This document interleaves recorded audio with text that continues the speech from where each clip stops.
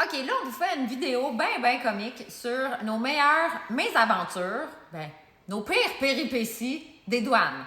Oui, on a eu une coupe parce qu'en faisant de l'importation comme ça, puis on voulait tout faire nous autres mêmes. Ouais, moi, je jouais au broker. Puis Elle était bonne avec les papiers. Martin faisait tout le reste. On conduisait là-bas, on allait chercher tous les véhicules. Fait que tout était fait par nous deux. Ouais. Puis on n'avait pas beaucoup d'expérience, fait que naturellement, on a fait quelques erreurs au début. Ça, c'est des erreurs de débutants qui coûtent bien cher. Ouais. Et qui sont stressantes aussi. Oui, je vais vous conter une des plus stressantes, parce que j'en ai deux en tête qui ont été vraiment stressantes, mais ça, c'en est une des plus stressantes. On revenait dans le fond des États-Unis avec une remorque pleine de VTT. Puis, nous autres, on n'était pas au courant. Les concessionnaires là-bas nous ont jamais averti que les papiers, dans le fond, il fallait qu'ils soient 3 jours à l'avance à la douane américaine pour qu'eux autres puissent vérifier si c'est un véhicule volé, tout ça.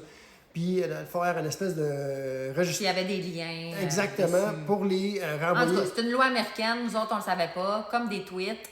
On a conduit jusqu'aux douanes pour les traverser. Puis là, il y a un barrage. Ouais. On se fait pogner. Malchance, on est là, il y a un barrage, on se fait arrêter, ils nous amènent en dedans, ils vérifient, ils s'aperçoivent que les papiers n'étaient pas là 3 jours à l'avance. Fait que là, vous savez comment sont les douanes américaines en plus. C'est un petit peu sérieux. Martin d'un bord, moi de l'autre. Ouais. Séparé, interrogatoire, ça prend 7-8 heures. Comme si on avait C'est comme importé si on de la était drogue. des criminels. C'était terrible. Fait que 7 heures après, je pense, à peu près 7 heures de nous parler, de faire toutes sortes d'affaires de même.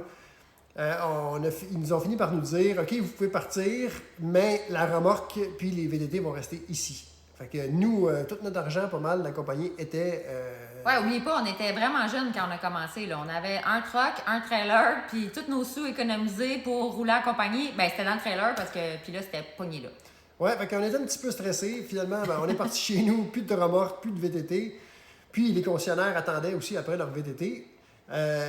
Puis là, la seule manière qu'on avait pour régler ça, il fallait communiquer avec eux autres via des lettres, dans le fond, envoyer par la poste une lettre, expliquer un peu notre histoire.